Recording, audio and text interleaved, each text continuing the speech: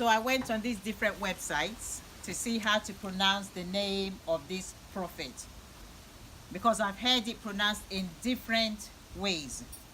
Some say it's Habakkuk, and that's the way I've always pronounced it. Some say no, it's Habakkuk, you know. And I went on this other website, and this man, he said he's a Hebrew scholar. He said those two ways are wrong. The right way to pronounce the name of this prophet is Habakkuk. Habakkuk. So today we are looking at the book of the prophet Habakkuk. Now his name means embrace, like hugging, clinging, because he embraces God, he clings onto God. That's the meaning of his name. Now, Habakkuk, he cries unto the Lord. He has been praying and praying and praying about the sins of the people in the land of Judah, the southern kingdom. And it seems that God has not been answering his prayers. It seems God has not listened. He's not spoken. God is just deaf to it. He's blind to it. So Habakkuk has had enough. So he says, how long, O Lord, will you keep silent? How long, O Lord, are you going to remain blind? Can't you see what the people are doing? Can't you see their wickedness? Can't you see the injustice? Can't you see how they are treating the poor? How they are treating the helpless? How they are treating those who are already downtrodden? Lord, are you just going to watch? How can such a good God just allow such evil in the world and do nothing about it? I am shouting, I am praying, I'm crying unto you, but you are not doing anything. Are you just going to let them get away with it? The priests are evil, the leaders are corrupt, those in the church, the leaders, the spiritual leaders are not doing anything about this. How long are you going to do this for? I thought you were a just God. I thought you were a righteous God. I thought your eyes cannot behold evil. Your eyes cannot behold wickedness. And yet you are doing absolutely nothing. Then God replies, Habakkuk, I am not silent. I have heard you. I am not quiet at all. I am doing something about this. Don't you worry. You will see it. Your eyes, your ears, you will be shocked when you see it. It's like a proverb my mom used to say when we were little. She used to say that, you see that cat over there? It's like the cat is lazy. The cat is just lying there. It's not doing anything. My mom said, no, the cat is not lazy. It's looking around, watching out for something to eat.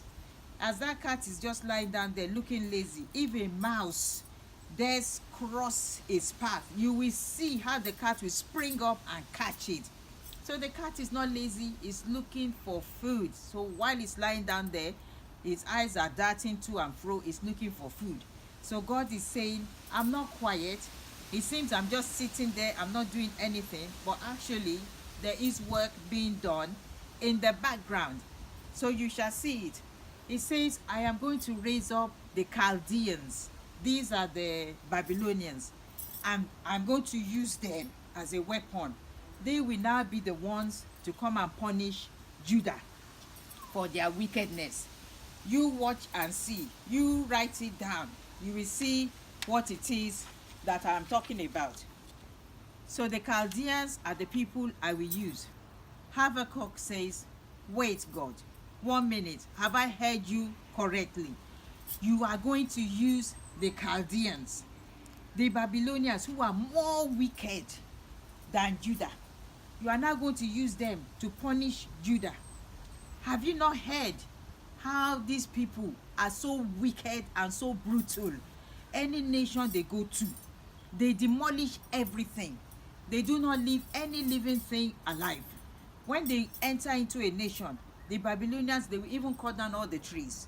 They will shoot all the animals and they will take everybody. Before they leave the place, they don't leave any living thing behind. So God, how can you use evil people to wipe out evil? How can you use this wicked nation, who is more wicked than Judah, to come and punish Judah? I said you should do something, but I didn't mean you should wipe us all out. If the Babylonians come, that means none of us are going to be alive, including me that complain to you, because they do not leave any living thing behind. So how can you use evil to conquer evil? God, I didn't know that is the way that you behave. God said, you don't worry. The just shall live by faith. The righteous shall live by faith. That means there will be a remnant. The Babylonians will not totally wipe everybody out, but he is going to use them. And he will deal with the Babylonians after he has used them. So Habakkuk should take a tablet and write down this vision, because even though it tarry, it shall surely come to pass, and all eyes will see it, all ears will hear it. So whoever sees this vision, whoever reads it, should take it and run with it, because no matter how long, he will destroy the Babylonians. Habakkuk says, okay, I'm going to go and stand on my watchtower and watch what is going to happen, because he still doesn't understand, he still doesn't get how God is going to use such a horrible and wicked and evil nation as the Chaldeans against Judah. Like, it's not even that bad, and then God was saying, yes, he has heard all what the Babylonians are doing, how they are using false scales to cheat the people, especially the poor.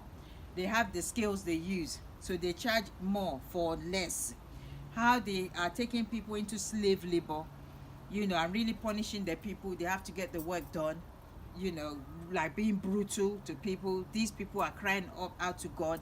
God has seen everything. How they are alcoholics. They give their neighbors wine to drink and get them drunk. And after they are drunk, they will now taunt them and mock their nakedness. He has seen all of this. And their idolatry, that is legendary. God has seen it. So you should not worry, Habakkuk. He will use them, because they are placed in this position of leadership, this position of authority, and they are abusing it. They are going beyond what they should do. They are remit. They are really brutal and they are really cruel. And obviously, he's not going to leave them alone.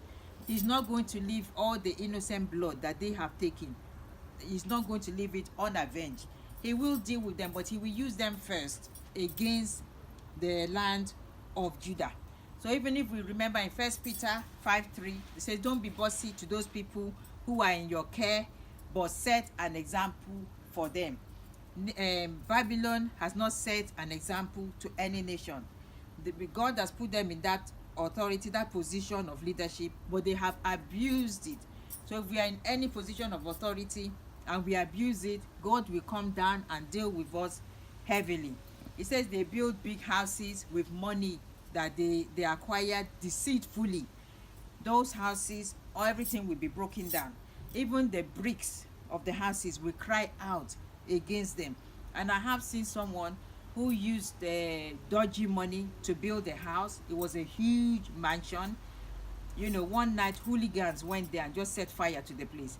They didn't even know that he used dodgy money. They thought he was a honest businessman and he acquired his money in a honest way, but he did not. He was deceiving people, he was conning people, and he built this house. It was the biggest and most lavish looking house in that village. One night these hooligans just went there and set fire to the place out of spite.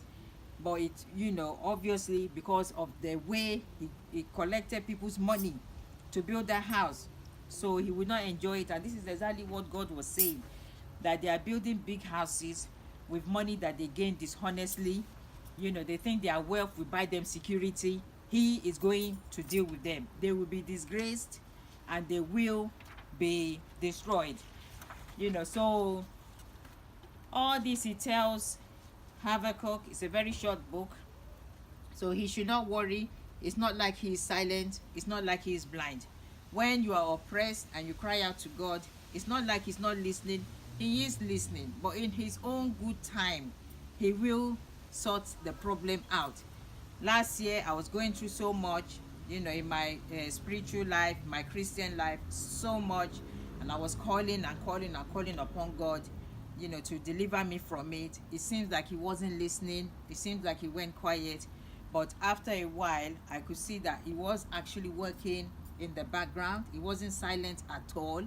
Then when I now saw his hand, I thought, wow, what an awesome God we serve. So if you're going through any oppression, you call upon God. He is listening. He's not silent.